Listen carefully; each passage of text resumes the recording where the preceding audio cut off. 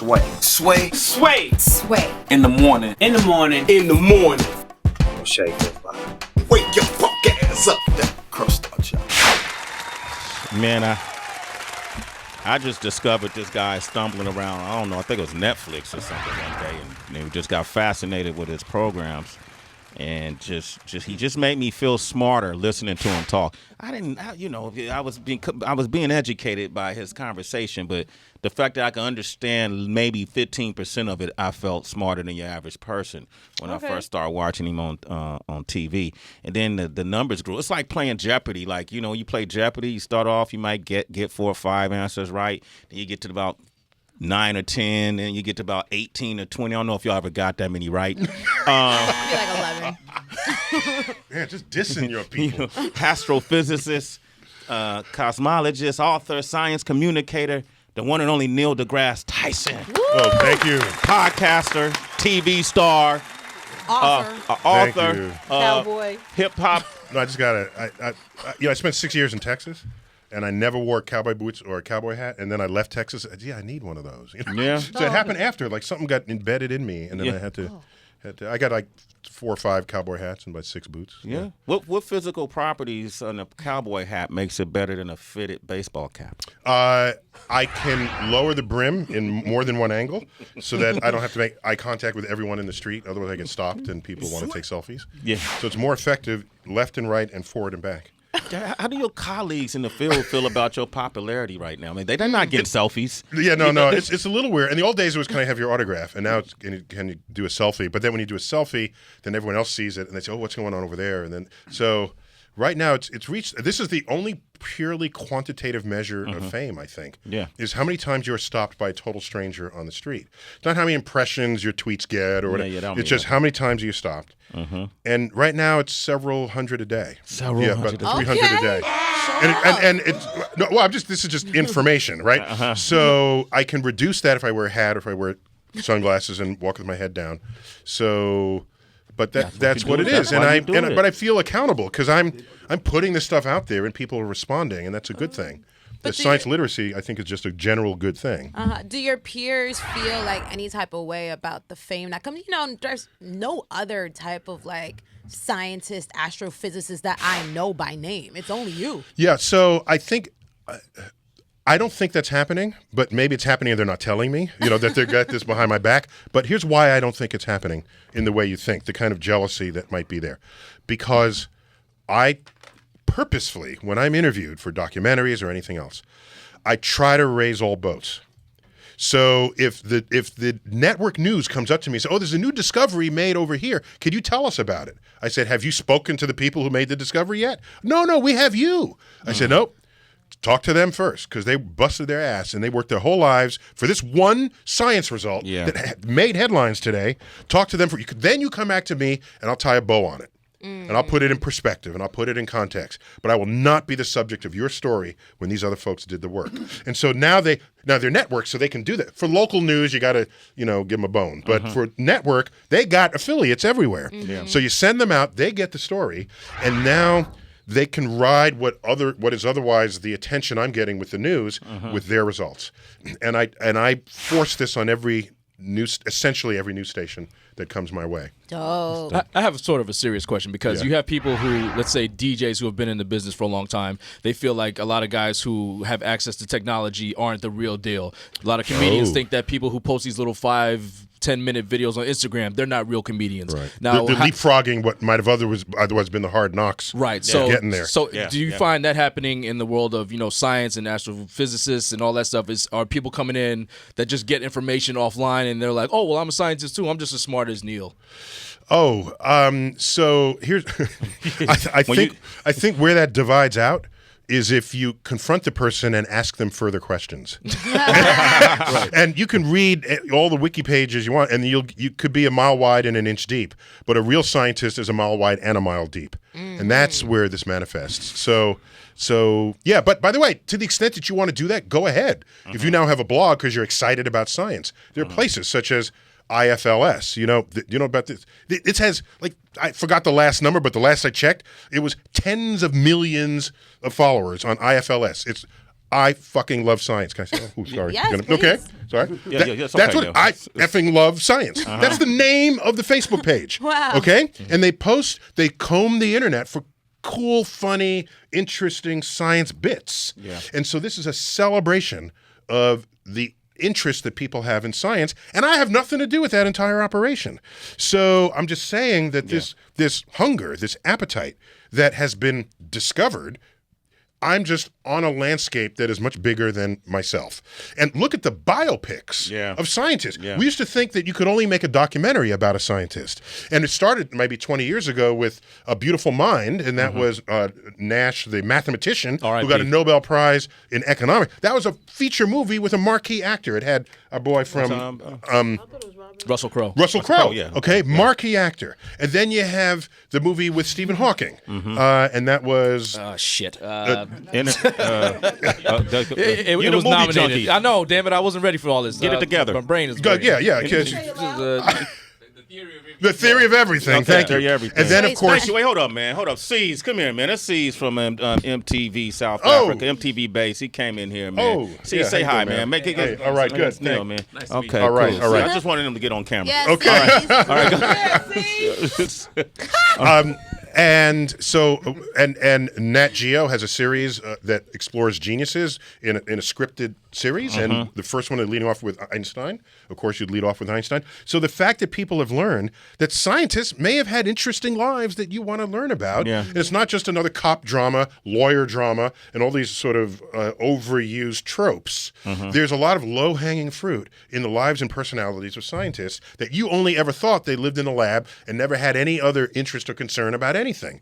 Look at your old B movies where there's always a scientist in them, but you just blow by the scientist. Hey, scientist, is the asteroid going to hit? Is it going to blow? Is it yes or no? Thank you. And then you go on to the rest of the people who you care about. You don't know if the person's married. Do they have kids? Do they love? Do they hate? Now all of this is getting explored. So it's new times, and it gives me very great hope, especially for the age demographic 30 and under of their appetite for science. Look at how many of them go to Comic-Con, for goodness sake. And the biggest fight you'll get is whose lightsaber is more authentic. But at the end of the day, they know the difference between science fantasy and science fact. And I think they're going to carry us into the future. They're just not old enough yet to be heads of industry, heads of government. Neil deGrasse Tyson, man. You know, one of the things that came out of our meeting here on this show was when you first came a couple of years ago, before hip hop knew you, was Logic, the artist. Logic hit me up immediately the day you came on the show. Can you introduce me? And so for a long time, we were trying to make the connection, and I just introduced those guys and let them figure it out. It finally came to fruition. It took a year or so. It took a year or so. Yeah. And then now you're featured on his new project. Yeah, apparently. I mean, here's just my philosophy here is, if you're an artist, capital A, so any kind of music, painting, screenwriter, if you're an artist and you want science to touch your work, because that's part of the muse that you respond to, I'm there. Yeah. If you call me, I'm there. Because the science can never become part of our culture until it's adopted openly and freely by artists as a source of their creativity. And so Logic gave me a call. He wanted me to recite and help him compose some words that were sort of a cosmic perspective, the depth that you get out of that kind of thinking. And I said, I'm there. So we went into studio. We did the bit. And then I just went home, and I'm not thinking much about it because I'm not in the biz. Yeah. Right? Yeah. And then I get an email. The album's out, and I'm portrayed on the cover. A little avatar of me is on the cover. And so, I haven't heard it yet. I just got it this morning. This is one of his amazing pieces of work. This morning. So I'm going to listen to it today or tomorrow. Yo, Neil's now a rap star. No, Come on, man. Wait. Back up. No, I did not rap. I recited words that are in the back of a rap. That is not being a rap You star. can find that wonder, all right? Okay. You just got it this morning. No, I just got it. I don't know. I got it by email. No. Okay, all right. Well, this is what we're gonna do, man. We got a game that we can. Usually, we ask you all these questions. I got a few questions I want to ask you. I'm here when we come back. But I want to see if any of our citizens can ask you a question that you don't have the answer to. I'd be delighted. Okay. Oh, I love being stumped because then it highlights places I need to learn more about, and then usually that same day I go learn more about it. Okay, so erase all the callers we have now. Damn, Oh, that's bye. cold. Ouch. And the callers that call up, I want you to stump Neil deGrasse Tyson. All right? But we're going to call it Puzzle the Genius. Puzzle the Genius. 888-742-3345. It's a trailer promoting the album from Logic called Everybody, out May 5th, featuring Neil deGrasse Tyson, ladies and I'm gentlemen. in there a little bit featuring. Come on, he's Claim it. Guest verses by Neil deGrasse. There you go. Tyson. Okay. But just to be clear, in the little bit of the audio you heard over the YouTube clip, they're referring to a famous painting where I forgot what school. It's in the Renaissance, and there's got to be at least 100 people in this painting, and each one is a recognizable character in history. Like Aristotle is there and all the right. So what Logic did was create a version of that painting where it looks the same, but all the people are now different. And I'm one of those characters in there now as well as other folks. So Let me ask you. it'd be like in the old days in the album, you'd say, who's in this picture? And Yeah. you'd look and you'd sit down with your friends and try to figure it out. So, but yeah, you're saying what?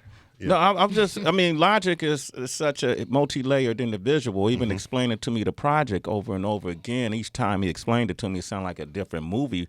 Were you impressed by his quest for knowledge? Yeah, so I think the reason why it sounded different each time, and I'm echoing what you just said, it's not because it was changing in his mind. It's because the project contained layerings of information and wisdom and insight into life and into our condition and into hope for our future.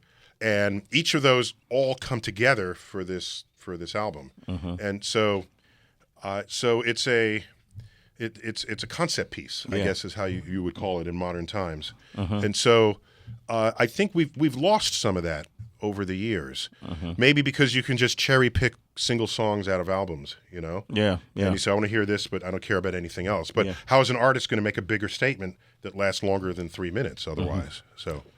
I want to get your thoughts on, because there's always this age-old argument about evolution and creation that's happened between religion and science. And the Pope has recently come out and admitted that in his belief that evolution is real. Yeah, so the Catholic Church, eventually lands where it should. I mean, on the side of the truth as revealed through the record of nature. And Galileo, I think, summarized that beautifully when he said, the Bible tells you how to go to heaven, not how the heavens go. Minus that accent. I think it would have sounded a little Galileo was from Alabama? What the hell just happened? Like, what just happened here? So one of his comments was Galileo wrote was that God wrote two great books, the book of the Bible and the book of nature. And the book of the Bible, you learn how to be a good person and how to think about life. And the book of nature, where we have this endowment of intelligence to explore, that according to him, you were also exploring God's work by whatever it is you discovered by probing nature. So enlightened religious people don't have a problem with evolution or anything else science finds about the actual world. Where you get conflict is in the subset of religious people. It's not really more than about 10% who would count themselves among the fundamentalists. And you have fundamentalists in all religions. Let's talk about fundamentalist Christians for this. Fundamentalist Christians will take every word. Don't worry about it. Every word of the fundamentalist Christians would take every word of the Bible literally. So the world was created in 6 days, and God specifically created humans separate from all other life forms. This is what they believe. And in a free country with free expression of religion, I don't have a problem with any of that. You get a problem when someone with those beliefs wants to then force those beliefs on others who are discovering the world through the methods and tools of science. And then they want to influence the science classroom and then change school curricula. You actually have the power to do that because education is local, not national, as prescripted by the Constitution. So you can change your curriculum and put all the religion you want and substitute it for the science, and fine. Here's the problem. When it comes time for the next generation of industry that requires you know the difference between religion and science for your innovations in science and technology, they're not going to put their next plant, they're not going to put their next headquarters in your state because they're not going to be able to get people who can think the way you need them to for that next industry. Wow. So you will be, in a way, bankrupting the economic health of the future of your county or of your state. Oh, gems. That was deep. No, I'm just saying, this is just, it's an if-then state. Do it, but it has consequences. Yeah. You have the freedom to do it. So my sense of this is, we protect religion in this country, rightly so, and it's part of our founding principles. No, there are no scientists, especially not even atheists, picketing outside your church, telling you, well, that might not necessarily be so. Churches have been sanctuaries, literal and figurative sanctuaries, for whatever religious belief system you want to promote for yourself and for your loved ones. And that's a safe space. Yeah. To take it out of there and say, now we're going to make all the rest of you, the 90% of the enlightened religious people and the people who are not even religious, do exactly what they want. That's a different country. We have examples of countries like that in the past. They're called theocracies. And that is not what any of the founding fathers had in mind for this country. Let me ask you this before we go into Puzzle the Genius. I'm puzzled. You feel smarter, though. President Trump, I think yesterday, signed a bill deregulating anti-pollution policies. What are your thoughts on that? And then also, are we in a state of global warming? Yeah, so, of course we are in a state of global warming. Okay. And I say, of course, because that is what the evidence shows. It's not because I believe it. It's not because this is what I think should be the case. That is the evidence. And what we're not trained in K through 12 education is how to evaluate evidence. You know, what is school lately? And we're sure you can resonate with this. School, they treat you like you're this vessel that's empty. Then they pour knowledge into you, and that becomes what you know. And at no time are you thinking, well, how is this knowledge arrived at? And what methods and tools we use to acquire it? And how will we one day learn if this is wrong? And that we're not equipped to do that. So it's, I'm right, you're wrong. No, you're wrong, I'm right. What it really should be, let's look at the evidence together. And when you do that, human interference is driving climate change, period. The politics shouldn't be whether or not that's true. It should be what you do in the face of that information. Should you have carbon credits? Should you have tariffs? Do we subsidize solar panels? Do we not? Is it an open market? That's where the politics of decisions need to land. Right now, you're in the back room arguing about a scientific truth. That is, you are wasting precious moments in the efforts to preserve our future. Now, getting back to the Trump decision to relax regulations that were put in place to protect us and the environment, you can think of that as this will put a few more jobs on the map, and then he gets to chalk it up. But these are Band-Aids on what is otherwise a deeper systemic problem with the world, that we are doing things that are not sustainable going forward because we have borrowed this world from our descendants. Nobody thinks about it that way, but that's what this is. We've borrowed it from people yet born. And how do you want to be remembered by the next generation for the world that you have left them to take care of? This is what we should be thinking about. I think if you did, then you'd be making different decisions. Neil deGrasse Tyson. Okay, we're going to go into this game, and then each answer has to be about 20 seconds. All right? I can do that. All right, it's called Puzzle the Genius. Hey, this is Puzzle the Genius. Right now, on Sway in the morning. All right, first up, we got Marcelo from San Diego. He's going to try to puzzle the genius. Marcelo, good morning. Hey, good morning, fellas.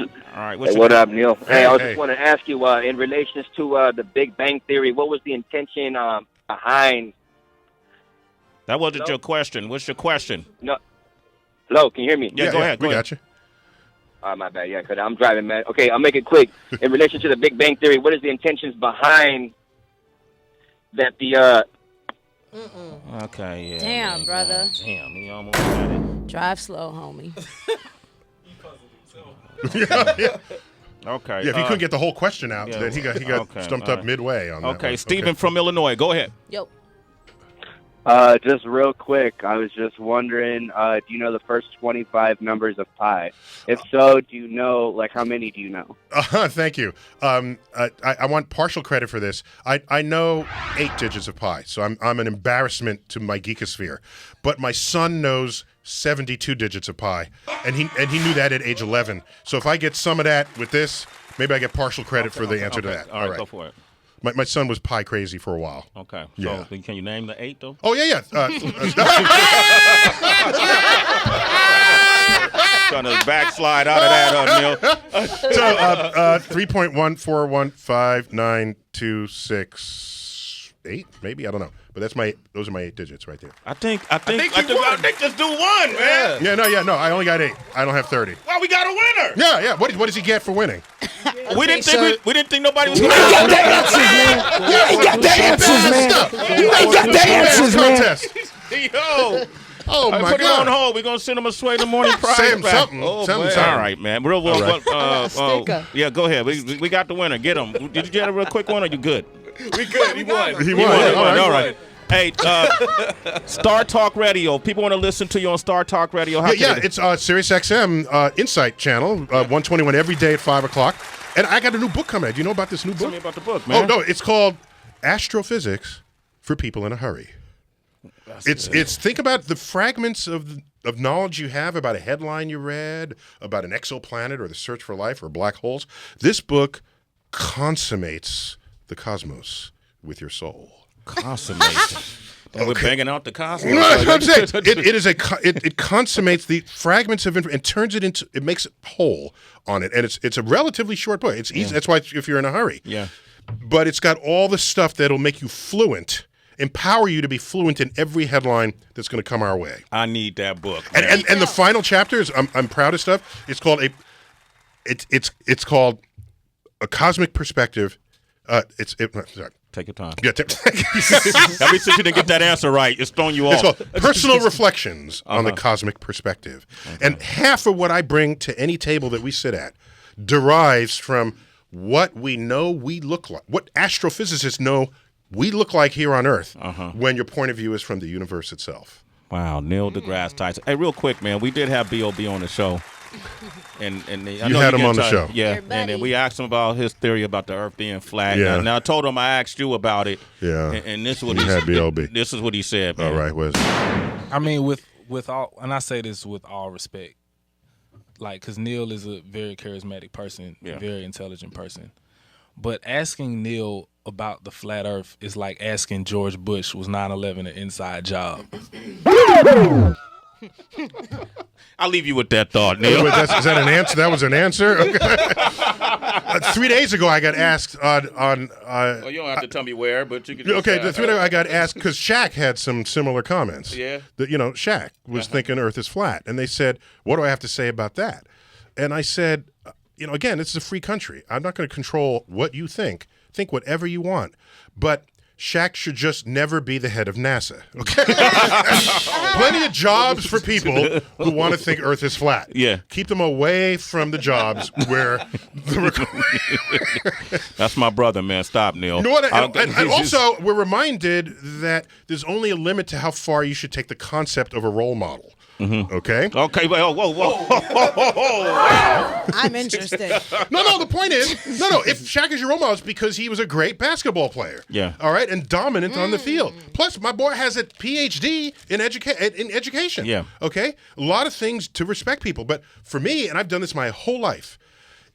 Role model. This is an opinion now.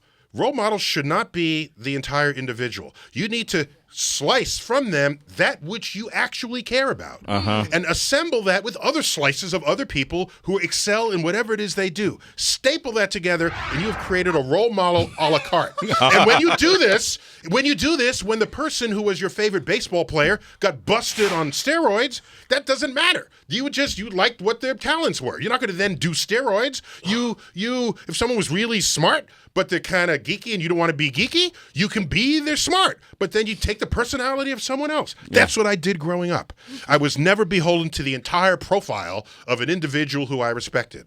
I assembled it. So a role model should be what you assembled from the bits and pieces of who has excelled in this world. And and then you are immune to the transgressions that may have come their way. Damn. Neil deGrasse Tyson. My hero. Star Talk Radio, Channel 121 Insight. He rapes Appreciate what he you, brother. saves. Yeah. My role model. We made him a hip-hop star, y'all.